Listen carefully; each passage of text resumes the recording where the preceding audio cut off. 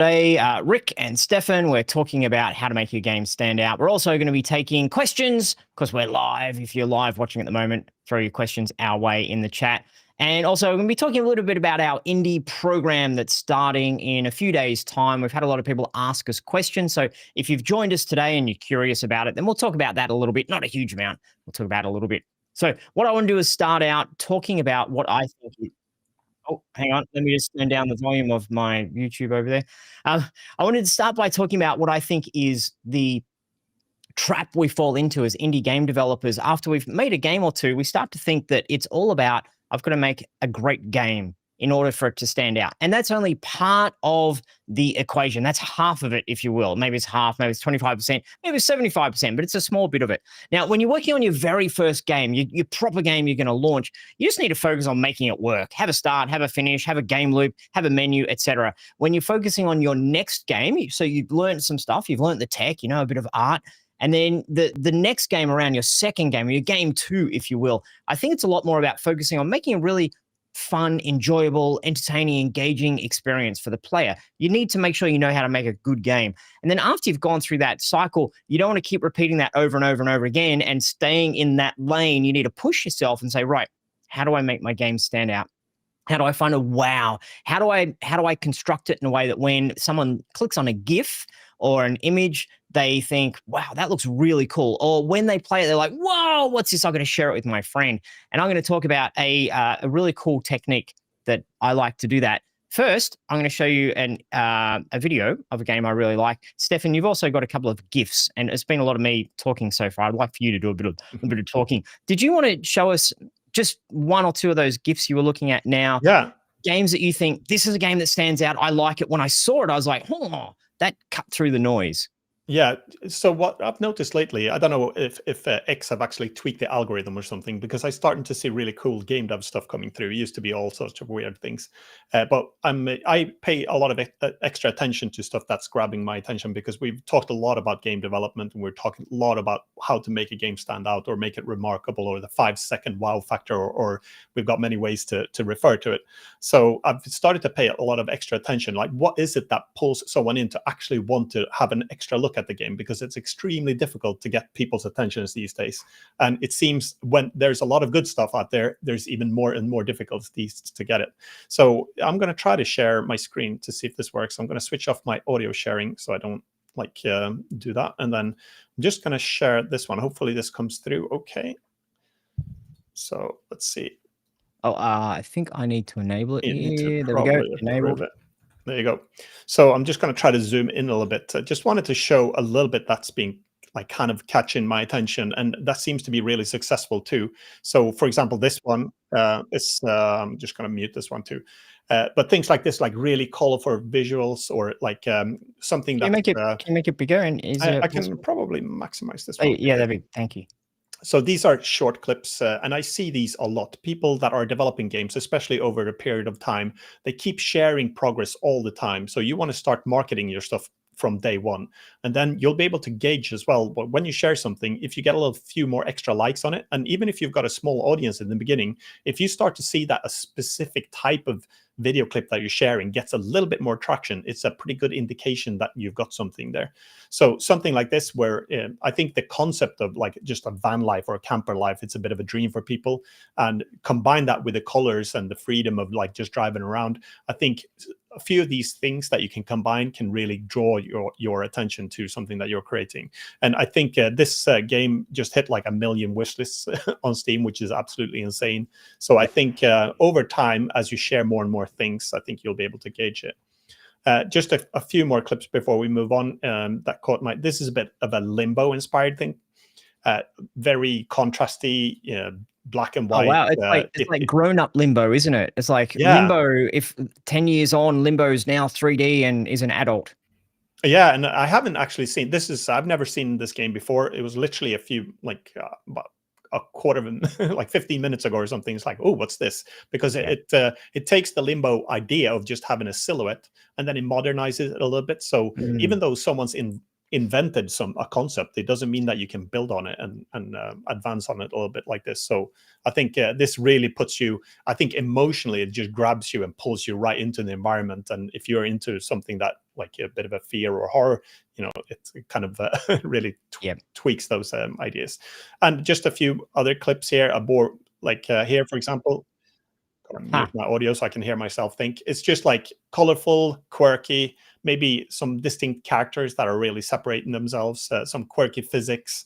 And again, it's just, you got like 5 seconds to grab someone's attention. And something like this is, oh, this looks a bit fun. Maybe my kids would like it, or it looks a bit quirky. What's interesting, Stefan? I think one of the key ways to have your game stand out is to have a very unusual or interesting character. And I think this game has nailed the characters. As soon as I saw the characters, I'm like, oh, they're cool. I like them. And that's the sort of thing that sometimes you have to try 10 different iterations of your character before, when you show it to people, they're like, oh, what are these characters? They're weird and they're fun and they're interesting. So I think these days it's so easy to get drawn into, like you'll grab the mannequin and the most advanced graphics that you can imagine. But sometimes not only will you create something that's visually distinct, it could also actually help you producing something, especially for indie gamers. It could increase your ability to execute on your game, and as a bonus, you can actually have something that looks really like fun and quirky. And I think even with the game like Schedule 1 that was releasing earlier this year, very like weird, crazy looking characters, a bit like this, but a bit creepy looking. But it doesn't have to be beautiful to work. It just needs to grab someone's attention, I think. Yep. And then go for it. Yeah. You show us another one. Just a couple more. This one is also been capturing my attention. This guy's been sharing this a lot. It's a little like a train builder game where it plays on the ideas that you want to, if you're interested in model railways or something like that, or you just want to craft a little environment for your train to traverse. So, and it's polished a little bit extra with some visual polish with some tactile things when you do place your objects and things. And then the final one I just wanted to show as an example. I thought this was really good. It's showing how much of a difference it makes with polish. So without polish, basically, this is what most of us do. We just, in the beginning, we make someone hit something and it applies damage to a character. But if you start to add things like the slash effects or the hit feedback, you have screen shake, you have camera things. So it makes a really, really big difference. And this post was showcasing a few things, both in like a combat thing, or in this case, it's like a little flying segment too. So these little extra particle effects, the camera shakes and everything like that, you need to have those things to grab attention and make your things stand out. So subtle and a lot of polish goes into it. That's a great example. Who created that, so we can give them a shout out for that one there? Yeah, it's so the original one is from Andre Cardozo. Yeah, that's a lovely example of, you don't need to have spectacular art assets. So you can see they're just capsules with noses on them. We can all do that. You can drop a capsule into your game, put a nose on it, as a circle, a sphere. That's what I'm after.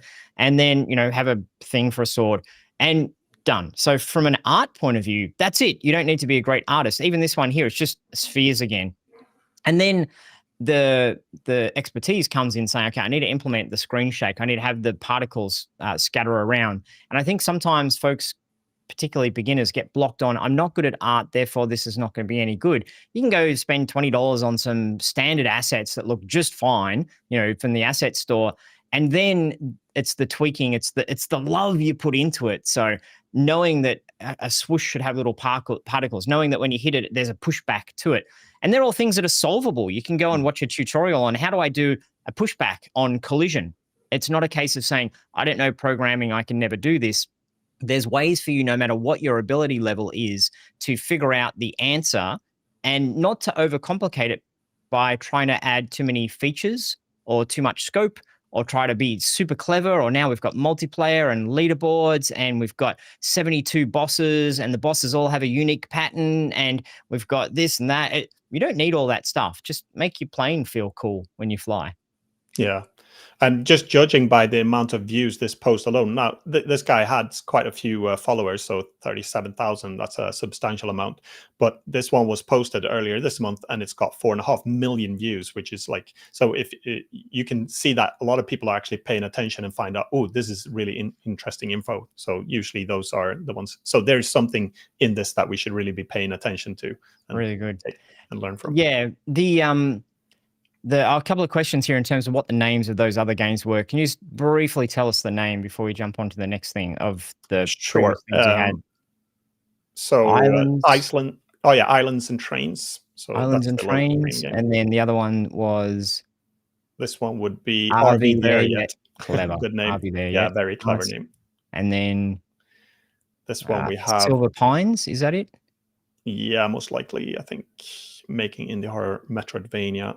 Yeah. And the other one was this one's it's Outbound. Outbound. Yeah. Yeah, and we're showing these so that a lot of this is practice. You don't want to just look at it and be like, oh, that's cool, I'll go play it. As an indie developer, you need to study, you need to scrutinize. Why does it stand out? What is it about the colors? What is it about the theme? What is it about the technique? What is it about the polish? And you don't want to just be led to the conclusion they're good just because they've got spectacular art. You know, and I can't do spectacular art. It's never going to work. I want to dig a little bit deeper into it. What is it about the colors? What is it about the way it's been presented? And I like the next one as a great example because if you scroll down the Limbo style one, because, you know, I think that's an easier assignment to say, make it dark with a flashlight and a little bit of spooky lighting. And obviously that character looks really well created. But the trees in the background, you could get those from an asset pack and spend a little bit of money on the main character. But then the rest is just lighting, which I think we can do. Anyway, so the thing I wanted to jump just quickly. I just wanted to actually mention on top of that one too, because we've, I think the challenge for a lot of people, especially if you're not like really deeply into art, when you get assets, usually they look very different. I'm kind of iterating on what you said now, but now you have a wider range of assets that you could choose from different asset collections, because if you do import them and just play with the light and get the silhouettes instead, the texturing is not as important, the poly count isn't as important, so you can get away with a lot more by using a wider range of assets. So that's a really good benefit too, especially if that's one of the challenges that you might be facing. That's one of the juggling acts with being an indie game developer is how do you work smarter rather than harder? Because a lot of people just get caught in the trap of, I've been grinding away for 6 months making art assets because I've got 72 different tree models. Did you need 72, or could you just made one and rotated it and scaled it and it looks a bit different? So it's really hard to know as well what's important for polish, what's important for your features, what's important for scope. Yeah, and we're going to be talking a little bit about our indie program shortly. And a lot of what we do in there is we're trying to help people through a really supportive community, trying to help people with that kind of feedback. So it's not just you on your own trying to figure everything out on your own. You get access to a couple of people who have made a bunch of games. So you get access to the gurus, so to speak, but also access to a whole bunch of other people who are in the same boat as you and have some good opinions and have some good feedback and can let you know what works and what doesn't work. You so want to show more games on your feed, don't you? That's it. I thought while you're talking, I'll just share a few of the extra ones that I had there, but this is the last one. So I wanted to briefly, one more example, and then we'll go into the technique that I like. So we'll make this a little bit sort of a learning moment as well. What I really like, turn that off, turn that on, is I like this game as a case study. So go study this game. Whenever we say go study a game, you don't have to go buy it and play it necessarily. It's great if you do, support the developer. But watching videos of it, watching playthroughs, watching people talk about it. This is a game called, I think it's about to pop up on the screen at some point here, called Ape Out, which I love it because it's a case study of remarkability. So first of all, the character is an ape. It's a big gorilla. That's different. It's interesting. There's not a lot of gorilla games out there. The way you move is different. You're kind of on all fours. The camera is interesting. It's this top down with this kind of weird parallax where, you know, everything's going to the side of you. You don't just run up and punch dudes. You can grab them, grab the shooting guards, and now you have a ranged weapon, not just the melee weapon of the gorilla itself. You can see the way the art treatment, like there's not a lot of complexity to the modeling here. How many polys? Don't know, don't care. It's all solid shaded. So if you can take a little bit of time, do some tutorials, do some research, jump in, play around in the engine to get a solid cartoon comic book type shading that you like, then you can save on the requirements for your assets themselves. And it looks really different. It looks remarkable. And remarkable is the key word in all these things. Remarkable, it stands out, it has that punch to it. I'm just going to loop back while I'm making my points here. Hopefully the audio is not too loud on this for everyone. Turn it down a little bit more if that helps. But what you can do here is you can go through each aspect and you can say, what is it about the character movement that makes it stand out? What is it about the enemies? What is it about the combat? What is it about the visuals? And if we're just to dive into one aspect of it, let's dive into the gore. And so it's a game where you're a gorilla. If you punch someone, it's not going to be like, oh, that hurt a little bit. You're going to explode. So let's make them explode. And that's the amount of explosion that they've deemed is not sensible, but over the top. And just this one moment right here is a great example of the technique I call edgecraft. What is edgecraft? It's finding one aspect of your game and dialing it all the way, not just dial it to 11, Spinal Tap, but dialing it to 100, like really going extreme above and beyond. If there's a little bit of blood splatter here, you don't notice it. It doesn't stand out. It's not interesting.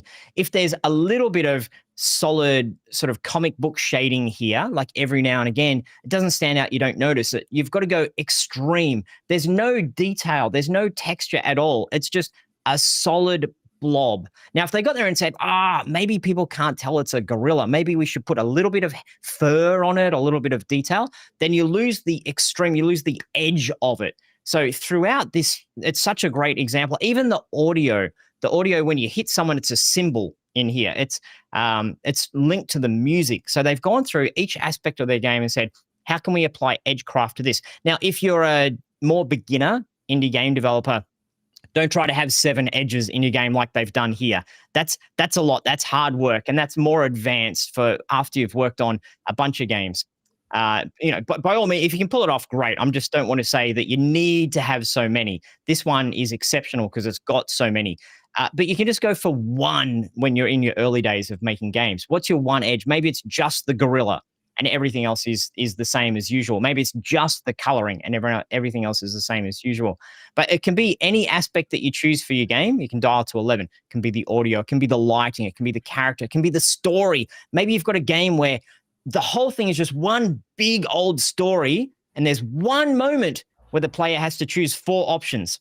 And depending upon what option you choose, you either win the game or lose the game. It's like, what the heck? I've never seen a game like that. It's like 5 minutes watching. Quick, make your decision. There was a game, I forget, Dragon's Lair, I think, back in the arcade in the day where your character I didn't know what I was young. I had no idea. It's like, and then at a certain key point, you had to push left or push right. And I'm just like, I'm young and didn't know what I was doing. It, as a concept, really interesting. For a young kid, it's like, that just ate my money again. I don't know what I'm doing. But you can take any aspect of your game as a new game developer. You can say, how do I push it? How do I change it in a way that is more extreme than I'm comfortable with? You got one character running around, just go Control D on your character in your build. You're in Unity or Unreal. You're like, well, I know Unity, this sort of kind of works sometimes. Control D 8 times. Now you've got 8 of your player character running around. Is that interesting? What does it do? What do you discover from that? They bump into each other. When they bump in, they kind of bounce. That's sort of funny. Oh, it's like Pikmin. Oh, it's like you've got clones. Oh, it's like you've got followers. And then you discover through edgecraft. And then obviously sharing it with people, seeing what they like, what they don't like, what stands out, and what people say, oh, that's cool. And you're searching for the keyword here, as Stefan and I talk about a lot, is wow. You're searching for wow. You want someone to be like, whoa, that's cool. Oh, wow, that looks interesting. I'm going to wish list that. Yeah, I think one of my go-to memories for experiencing that was a game called Ridiculous Fishing, It was like a game about fishing, a bit like pixel arty looking things. But when you pulled up a fish, you didn't pull up one fish, you didn't pull up 5 fishes. It was basically just like an explosion of fishes that you just pulled out of the sea, and they were like exploding all over the place. So that was another like a wake up call for me, because I wasn't, like, years and years ago, that was a concept that I hadn't really paid attention to, but I started to see it every now and then. Same thing with something like Surgeon Simulator or something like that. It was a game that was probably designed to be a surgeon simulator, and then it just flipped out because all the physics were super crazy. It looked like the surgeon himself was on drugs or something, with limp hands, and he couldn't really do the surgery. So you take something and you just push it, and it becomes a hilarious game. Same thing, probably Goat Simulator was the same thing. Oh, It might yeah. have been a concept that they actually tried to make something for a farm game, and then it just like went absolutely crazy with the physics, and then that became the feature, and it just pulls the Yes. attention to the game. And, So and you know that's a what, good example. Goat Simulator, and then there was the duck game, there was the other game and the other game. And it's one of those things, I really like that you showed that sort of limbo style game, is because a lot of the times what happens is someone does something innovative and then everyone copies it. Everyone does exactly the same. And then you feel it's been done. There's no room to do this anymore. But then 10 years later, I think it was 10, like it feels like 10 years since Limbo's been out, but it could be 2 or it could be 20. I don't know. You come along and you do something that is obviously Limbo inspired, but it feels fresh and different because it's been pushed. And that one's a good example of pushing the realism, I think, of the character to a certain degree. I think a lot of the Limbo clones were still trying to do the same. That they weren't innovating on any of the elements necessarily. It's just dark and you're running along and it's a platformer and it feels a little bit more, a little bit more arcadey. Whereas the one you showed us felt a little bit more realistic in a way. So, yeah. So a lot of what we're talking about today is I just want to briefly touch on the indie program that we're launching this Sunday that is still for sale for another couple of days, just super briefly, because we've had questions about it. If you've got any questions about the program, please throw them in the chat now if you're watching live, or you can send an email to support@GameDev.tv if you've got a question that we don't get to today or is a different sort of question. Just to briefly talk about it, the whole purpose of the program is to help you think and be an indie game developer. Think like and be an indie game developer. How do you think like an art director? How do you think like a game director or a tech director? How do you make smart decisions that save you time? How do you handle scope? How do you design your game so it can stand out? How do you play test? How do you get feedback? How do you iterate? What do you do if you're brand new and you haven't really made games before? Where do you start? What do you focus on? What milestones are important? If you've made a couple of games and you're kind of struggling to have your game stand out, how do you focus on the marketing side of it? Oh goodness me, at some point I've got to get into Steam. What do I even do with Steam? How does that work? And so going through the process of giving you processes, giving you recipes, giving you structure, giving you formulas. And so very, very quickly, I'll share my screen again here.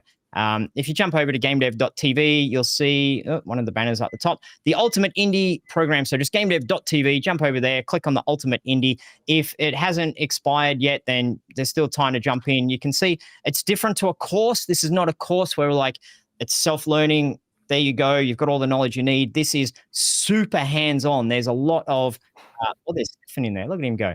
There's a lot of, there's a lot of conversation. You can get every question you've got answered. You get direct access to folks like Stefan and myself and our team of teaching assistants who are there to help you out, and also part of the Discord community. So it's a don't do it alone situation. We have, let me see, just very quickly. I'm trying to say 18 things at once. Let me go down to the each week. We give you some structure in terms of what we're going to be working on. Now, the focus has shifted. In the past, it was a little bit about learn a bunch of stuff, but this time around running the program, it's a lot about let's make a game together. And we've got 7 weeks that the program goes over. Each week we have a live coaching call that we take you through the structure, answer questions, go through your game, your progress, etc. You can see the focus of each of the weeks here if you jump in and check this out, starting off with what's your high level, then getting into prototyping and play testing and creating your gameplay loop, adding content and polish, and then talking a bit about marketing. Now, if you're on your very first game, your game 1, your marketing might be as simple as, I just made a little GIF to test out the process. If you're on your game 3, which is I'm going to try to make money out of this thing, then we're going to be helping you find the wow, discover the wow, have something that could have a marketing hook and stand out. and then to do some prep and to get your game live somewhere, to pop it on itch.io, not necessarily do a full Steam launch just yet in 7 weeks, but get it to the point where you know what to do, how you can go through that process. I've got a bunch of questions in there if people have got FAQ questions they want to ask.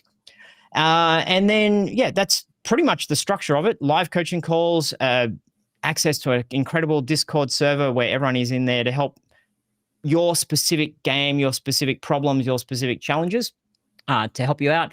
Talking a lot about marketing. And the one thing I didn't notice, I didn't mention, is Stefan has created over the past 6 months or so a gigantic library of indie game lessons, resources, recipes, processes, structures, covering a whole range of topics. If we go into the what you'll learn in there, a whole range of topics from, where is that? In this bit just here. And sorry to be scrolling around, such as trends and strategies, what's working in the market at the moment. You can see a whole bunch of topics that he'll be teaching you in there: designs, ideas, prototyping, productivity and tools, things like setting up your version control, productivity tips, what packages to use, talking about getting investors and funding, decisions and polish. There's lots and lots of content that you don't have to watch through the 7 weeks, but we give to you as a resource, as a library, so you've always got it there to access. Sorry if that font's really small on the screen there. And the last thing I didn't talk about, Stefan, maybe you can touch on very briefly, is the relationship between what we do in the program and the Unfair Rampage Nightfall game that you've created. Yeah, so when we started talking about this program about a year and a half ago to you and me, Rick, then we decided to create a reference game for the whole program to base it on. So I spent about 6 or 7 weeks creating a game called Unfair Rampage Nightfall, and we had a lot of meetings about it. We discussed our design decisions, what would work and what wouldn't, what would draw attention to the game. So we developed that game and recorded every minute of development, and then created a whole bunch of devlogs from it that we've also put as learning material in the lecture. And we always refer back to those in those, I think it's nearly 160 lectures or a few more even. And we refer often back to the decisions that we made for Unfair Rampage as a game, and to act as a reference game, because I think a lot of times you refer to something that's been created, but now we had the opportunity to record everything. And then every decision that we made is basically based on the stuff that we teach and the recipes that we have in this program. And what happened with the game is that when it was finished, I kept polishing it a little bit while we were working on the course, and then it got found by a publisher during Steam Next Fest, and it was picked up. So it's actually launching today or tomorrow on Steam and on Nintendo Switch. So that's going to be exciting, and we can feed everything that we learn from that about wish list counts and what works and what doesn't, about promotion, about sales figures when it does launch, and everything like that. We can actually pipe back into the knowledge into the program, so you guys can learn from it, anyone who's participating. And I'm also really excited that it's a wide span of people that are joining. So it's from the pretty new beginners that have maybe just learned a game engine and started to make a game. But we also have on the other side, we've got people that are joining that actually work in double and even AAA games, but they want to take the step out of being in a big company and working on their own one. So I'm really excited that there's a really wide range of people that are joining. We saw that last time too. It's really exciting, I think. And just briefly on that, I'll just share my screen. These are some of the projects created from the last time we ran the program, which was about 6 months ago. You can see that there's folks who have put a whole bunch of polish. Ignore that. That was me putting that's Draggy Dog that one day we'll build, I promise. This was Mike with his, turn the volume down, with his game Kindling, which has got a really nice polish to it. He spent a lot of time getting feedback on the visuals from the community. Do you like it more red, less red, more dark, like this? What about these features? Putting a build out so people could play test it, etc. So that's an example of his game there. Close. And then a bunch of other games that people work on throughout the program. And the point I want to make here, and I love this. This is from Dave, I think. Mike. It's from Mike. No, sorry, it's from Dave. From Meta. I'm just trying to figure out who Meta's name. Anyway, so it's from someone. I don't want to get his name wrong. Meta.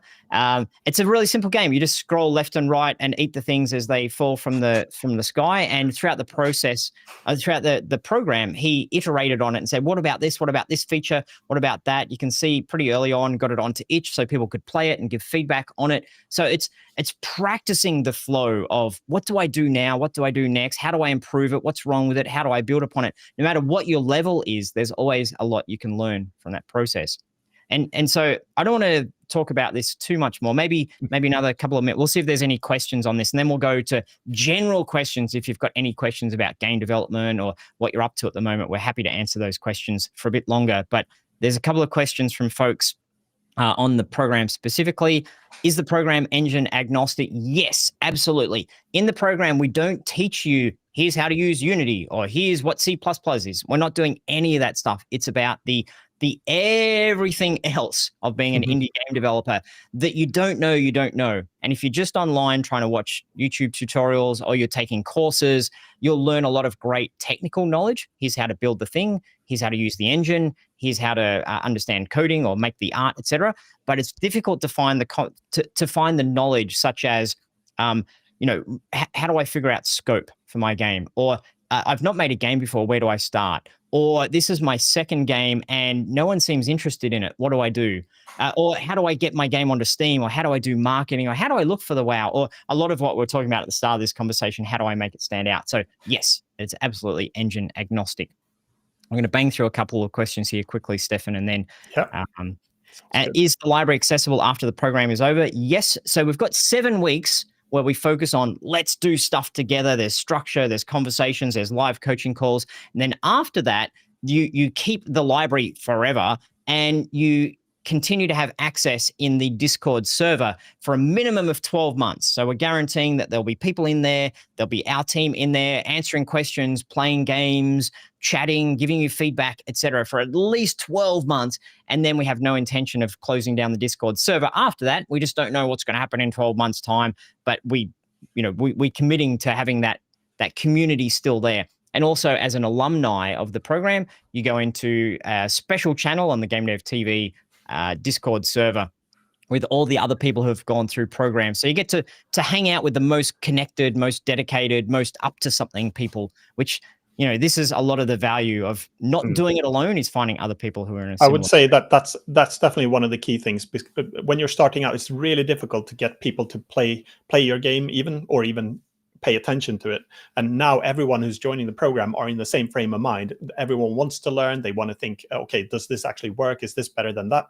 So there's good discussions and people are active. So just even alone, not only do you get like a focus time of 7 weeks to work on something like that, then you actually have a bunch of like-minded people and ourselves too that can actually come in and help with guidance and go like, oh yeah, I like this one better than this, or how about you change this into that? So there's a lot of feedback that's going in there. So I think that alone, even on top of the lectures and everything like that, it's a big value on that one. Yep. So a couple of other specific questions in here. Let's see. Do you cover something like market research? Absolutely. Stefan shows a really good tool that I didn't know about, a website to understand what's trending in the market, what's selling well, what categories, what types of games, etc. So yes, we totally talk about market research and how to kind of pick the type of game that you think would succeed in the market at the moment. Couple of questions about lifetime membership. So we try to make a distinction between programs and courses. So lifetime members don't get automatic access to programs. We do have a pretty, we like to think, generous discount if you're a GameDev.tv lifetime member and you sign up for any program. We try to have a discount way above and beyond what non-lifetime members have. So we try to look after you that way, but it's not part of the courses themselves. Courses, lifetime membership is over here. Programs, because it's all about the live coaching. It's all about the hands-on, the involvement. It's a different thing to lifetime membership. So on that one, and a question about if I've joined the program in the past. Hello, welcome. Good to have you here. Do I get the updated content? So if there's big updates, if there's new trends, new information, new things going on, then yes, we'll make sure that filters down to you. At this point in time, there's not a huge amount of difference in the library. There's just some difference in the structure and how we're going to go through running the live coaching calls themselves. There'll be some improvements and updates in that regard. Yeah. One comment on that is for anyone who's listening who did join the last time, we are changing it a little bit.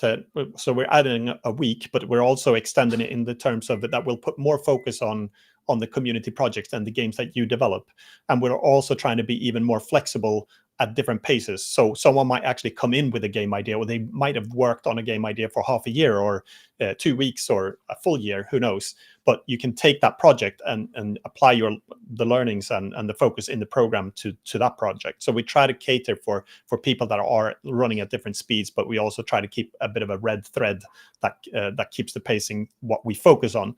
But everyone should be able to at their own pace keep developing the game and progress. So yep, that's a distinction. Stefan, there's a brilliant question from Haru4824. I love it. It's a great question. What is the thing that separates your program? Everything you've mentioned is also available everywhere for free. Community Discords, courses, Steam explanation, etc. Stuff you can find anywhere else. Absolutely. And this is the nature of the internet nowadays. You can find everything somewhere for free. Absolutely. It's all out there. You can find the knowledge, in particular, the knowledge. You can also find supportive Discord communities. It's all out there. And the reason that we've put together the program is so that you don't have to go look for it. You don't have to hope that there's some nice people in Discord to answer your question. You don't have to hope that there'll be someone to play your game. You don't have to hope that if you've got a question that's really freaking you out and stopping you because you're like, I really want to make this game, but I just don't know what to do, that you will have guaranteed access to someone who can answer that question and help you out and get you unstuck and give you encouragement, that you know that when you are posting your game, you know the sort of response you'll get to it. When you're sitting there and saying, what should I do today? You've got structure that someone's put a lot of thought into, not just, oh, there's a lot of stuff that you can join together yourself, but this joins with that, this with that. On week 3, do this. And the end of this, do that. When you finish this, go to there. So it's the sort of thing that for me myself, I've gone through a lot of phases in indie game development. I was a bit of a hobbyist, making some things on my own. I worked in big studios. I started my own studio. I sold my own studio. I've gone through all of the stages of roller coaster. And there's a lot of times where I wouldn't spend a dime on anything. I wouldn't spend a cent. It's like, money is precious. It's going to pay my rent. I'm not going to pay money on anything. And I know during those times, I saved money very well, but I went really slowly and I was very confused a lot.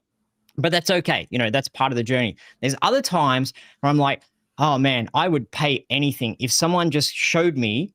I've been doing this for 6 months and I feel like I'm getting nowhere. If someone could show me, instead of another 6 months, here's how to do this in 6 weeks, I would pay them money to do that. Just please give me the answer. So no matter where you're at with your journey, sometimes it's appropriate to go and spend money on something that's going to accelerate you. Sometimes don't spend the money. If you don't have the money, don't spend it. If it's not important to you, if you're finding all the answers you need already, then don't join the program. If you're a really good self-learner, self-motivated, you've got all the answers, you've got great communities, then you don't need to join. So it's one of those things. If this is right for you, we'd love to have you with us, and we guarantee you, 30-day money-back guarantee is a starting point. We guarantee you we'll help you as best we can, and we'll be there for you, and you'll love being part of the community.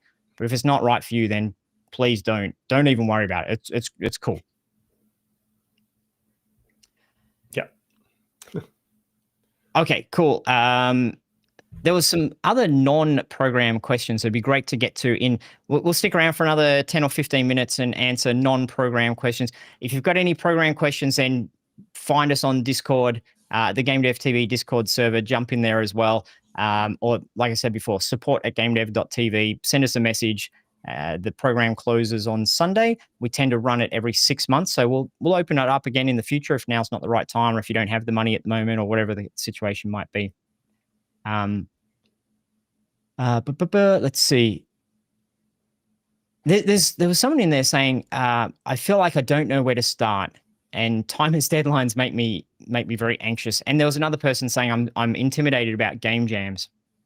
And this is something that we just ran our GameDev.tv October game jam, just finished a few days ago. And I did a poll when we were hanging out with folks. 49% of people, this was their first ever game jam. There's a lot of people in there who are nervous and apprehensive, and I don't know if I'm good enough, and I don't think I can do it. The really important thing about well, anything in life, but particularly game development is, we all know this. Everyone who's had some success knows that you start off with non-success. You start off with a game that's not very good. Start off with a game that doesn't work. Start off with a game that looks bad.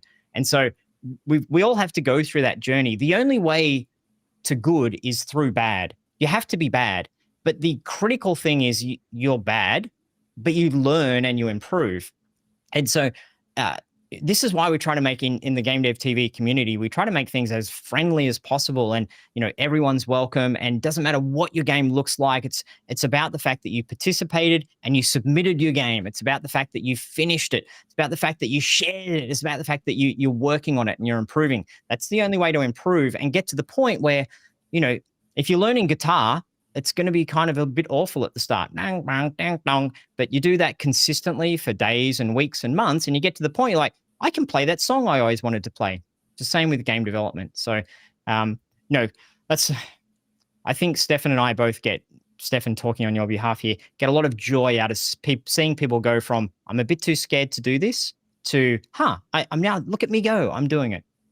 Yeah. Initially, before I started, I've done a whole bunch of Ludum Dare game jams. And first, I didn't see the point of them.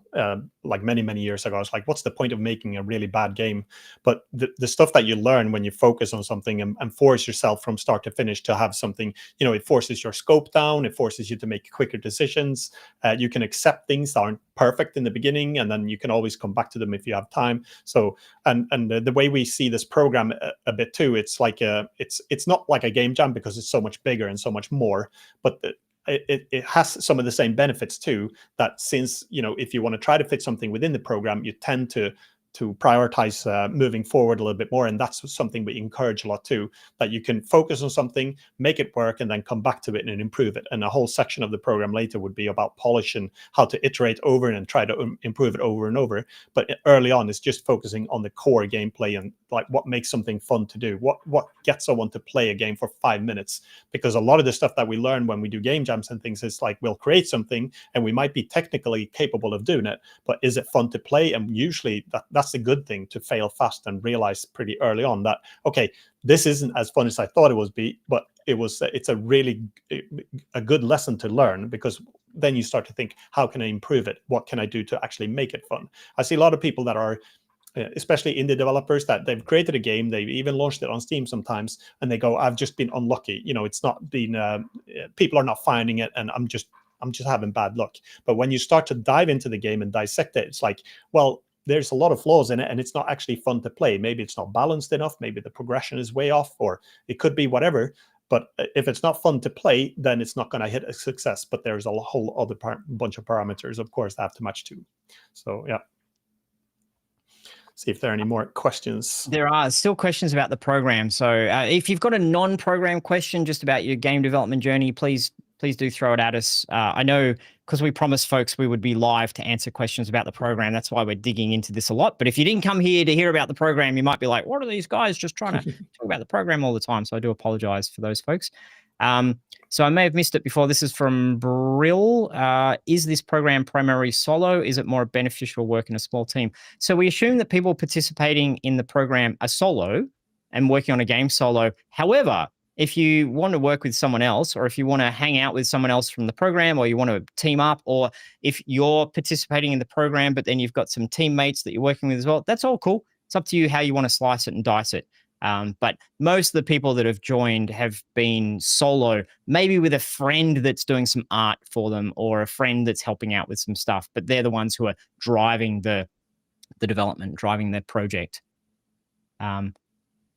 So I'm very tempted, but didn't have enough free time, Jellyfish, to do it. Hoping to have some at some point. Yeah, that's a really good point. You need to have some time. You need to, it's a commitment. And this is why we try to make it tight and to the point, 7 weeks rather than 7 months. Because, we could have, let's make a game in 7 months and it would be really big and detailed. But, that's a big commitment. So we tried to balance between what's too short, you can't get anything done. Like it's not a 2-day game jam. Let's learn a little bit and make a little bit. And you need a lot of time to think and work and improve. So hence the 7 weeks. But yeah, there is a time commitment. Yeah, and I think we haven't fully decided yet, but maybe about twice a year we'll run the program. It could be an extra time, possibly, but it's around that ballpark. So maybe the time is better sometime in the future. And we also see that people are actually showing interest, even if you go through it once, then maybe you're at the apprentice level or the game one. So maybe in the future it could be time to start a new game project or even improve the ones that you've been working on in the past.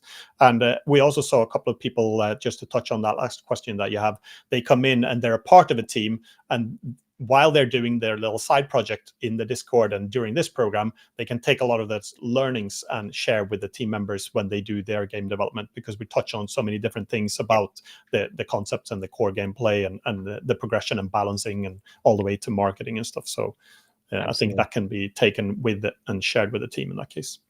Yes. Question from Sonic VHS Official. I'm making a 2D platformer and it's my first game and I'm not sure where to start. Excellent.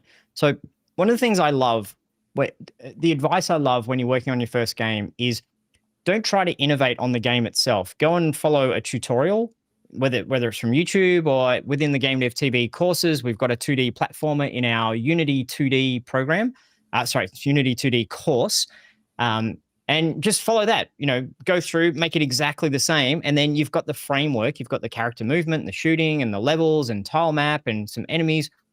And then you look at it and say, oh, how do I make this better? How do I improve on it? How do I iterate? How do I add one thing in there that's a bit interesting? How do I do a start and a middle and an end? What's the challenge? How do I tune it so that it's difficult to get to the end of the level? Or, the water's rising. So I need to figure out how to make water rise. And when it touches the player dies. So that'll be like a timer mechanic. So I think the way to start, if you're new, is start with something that already works, that you've already been following along, learning. Don't just kind of download a repo and oh, it works, but I don't know anything about what's going on. Like, learn how it's created and then modify it, change it, improve it. I think that's a great way if you're doing your first game jam. That's how you do it. Start with something you know how to do already, modify it a little bit. If it's your first game you're making just for you, I'm just making it for me, and share it with friends or family members maybe. Make it in a way where you know how to make it and then iterate on it a little bit. And that's what we call your game one. It's your first game that sort of works fully and then you share with other people. Your game two is where you say, okay, now I need to make it really compelling. I need to have a really nice start. And I need to make it that the player wants to keep playing and they don't want to put the controller down. And you focus on that experience. And then when you're onto your game three, that's when you're talking about, how do I create that wow? I'm thinking about marketing now. I want it to stand out. If I ask someone for $5 to buy this, do they feel attracted enough to it to buy it? How do I actually launch it on the App Store, on Steam, or somewhere that I can monetize it? So there's different lanes depending upon where you're at, game 1, 2, or 3. Which is, and a little tip there specifically for platformers, if that's what you're making. So a lot of the people that are enjoying platformer, a little advice there, I guess, for anyone who's interested in making platformers, is put a lot of attention and focus into the direct input and making it feel like kind of fun to play. Because I created a whole bunch for years and years. I created a whole bunch of platformers, and when I look back at those, a lot of the mistakes that I made early on was I was using standard physics, that Planet Earth 9.81, and it's super floaty and slow, and you might forget to switch off the input lag or the floatiness that comes with the default input in Unity or whatever game engine you're using. So try to research a little bit what the platform players enjoy. Look at some of the comments that you see on some of the games that are really popular. Play a few of those games and start to pick out a little bit. Okay, I'll have 4 times the gravity, and I'll learn a little bit more about the jump mechanic, because that's what people are really, it can make or break a platformer. So have a look at a few of those things, direct input, and see what people like about platformers, just as a little heads up for anyone who's interested in making one of those. Yes. Yep. A couple of more great questions in here, some about programming, some not. From Roberto, should I start posting updates on my game on Twitter as soon as I start developing it, or should I wait? Should I do that later in development? So great question. It's also something we talk about a lot in the program. At the start, you need to there's a different goal at the start to what there is at the end. At the start, you need feedback on what game am I making and what's going to stand out. So the reason for posting is to find what people say, that was cool. I like that. So if you're making a game with a regular character and people are like, meh, and then you make it a gorilla and people are like, whoa, that's really cool. You're like, aha, my game's about a gorilla. Excellent. So there's discovery. And there's a little bit of building relationship, a little bit of people seeing your journey, but it's mostly feedback. And then later on, it's about getting ready for that more accurate marketing practice. So if I say it's the greatest game of smashing people ever and no one's interested, the views are low, not a lot of comments, okay, that's not what it is. So I think social media, a lot of it is not to try to get customers, but to try to refine what your messaging is. And that's something that it feels counterintuitive. So at the that's why you share from the start. Because if you've got an idea, oh, my idea is you run around and you can hang upside down off trees. And if you tell people that it sounds dumb, I don't understand it, I'm confused, then okay, I need to show people how this works. You show them, they're like, I don't like it. You're like, well, I better not spend 6 months working on that game, should I? So that's a lot of what I think the relationship with social media is about. Yeah. And so, yes, basically share as soon as possible, and you'll both to learn and to start building some sort of an interest in your game. You might have a few people that stick around with you. I follow a lot of people on social media or on X in specific, or on YouTube too. And, I keep remembering a bunch of those games that I even saw some of the early prototypes of, just like a Sister's Journey or something like that, or another platformer. I'm like, even from very early on in the process. And then it just keeps reminding me over and over again. And then it takes like a year and then 2 years, and it's still with me there. So it's definitely worth sharing. And don't worry about people stealing the ideas. We talk a lot about that in the program too.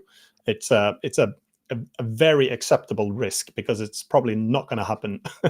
You just want people to see the game. So yes, I've seen proof of this a million times. People steal success. They don't steal ideas. This is going to be the greatest game ever. Maybe. There's a million ideas out there. But if you launch a game that has a million wish lists, or if you have a game out there, a million wish lists, people are going to start to copy it. So success is what gets stolen, not ideas. Another couple of good things here. It's about Program High from Molnano. I struggle with having the best idea of my first game to make. Will you help us with the ideation process during the program? Absolutely. That's a big part of it. And a lot of what we're going to encourage you to do is don't try to have a great idea on your first game. Just make something sensible and then adjust it a little bit, or else you get stuck. You get people, I've seen this so many times with students in particular, is they've got this gigantic universe in their head that they've been thinking about since they were 6 years old, about the princess and the warriors and those clans and these clans, and then that happens and there's a uprising and whatever, and they're trying to build this gigantic, amazing novel, movie series in their head. And then when it comes time to making their game, they get a character who runs across the screen and goes boop, and they're like, wait a minute, that doesn't match up with what's in my head. So I think, for a start, that epic, massive game you've always wanted to make, game 3, please. The game number 1 is you've got to learn all the things that you didn't even realize you have to learn about game development. So something very simple, just one little thing, and discover the idea. Back to Molnano. Discover the idea as you're in the engine. That's the best way to do it. Pick a genre. I'm going to make a platformer, and then discover why your platformer is interesting as you're making the platformer. Try things. Edgecraft. Oh, I'm going to make my character run 10 times quicker. Oh, that wasn't very good. Slower. You know what? Slower feels interesting. What if it's like a slow-mo game, jumping over things? So yeah, I like the process of discovering, and yes, we help you with that stuff in the program. Just another 2 minutes, Steph. We'll say 2 or 3 questions, and we're time to wrap it up. Sounds good. A very wonderful, very extravagant. Thank you for the amazing comment. Have you been in the program before? I see the Ultimate Indie program is temporarily bringing on a board of experienced advisors. I think this would be really great for the feedback cycle on prototyping and early marketing and advice alone. Yes, that's if you try to do everything alone and on your own, it's really tough. So whether it's us, GameDev.tv, whether it's this program, whether it's a different Discord community, whether it's your friends who live in your neighborhood, find other people to talk to about your game, about your development, about your struggles, about do you like this or do you like that. Don't try to indie alone. It's really tough if you do that.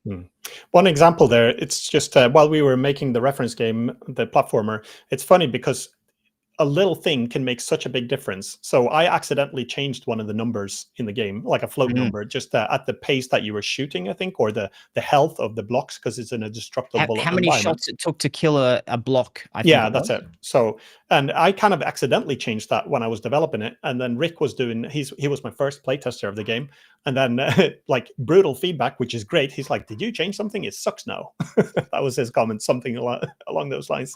And I'm like, "Oh, I don't know. What is it?" And well, it doesn't feel as good anymore. And I kind of, as a developer, I kind of forgot that I changed it because I was testing different like health levels of the blocks, but it totally took away feeling powerful in the game. So instead of like cutting through butter as you were shooting blocks with your blaster rifle, it kind of became more of a, like, I was hindered and I was slowly moving. So a little float value made a game from being like pretty fun to something that wasn't fun. So it could be a little thing like that. And without, as a developer, you kind of get stuck into your ways of thinking. So you just need a few external eyes on things sometimes and as long as we can be transparent with constructive feedback, that's not always easy to give either, because you want to try to praise and encourage, but it's very important that we find these things. Like if something doesn't feel right, then we should really try to pay attention to what is it or why is it, and what could we do to change it to make it a little bit more fun or a little bit more engaging or look a little bit better or something like that. Yep, absolutely.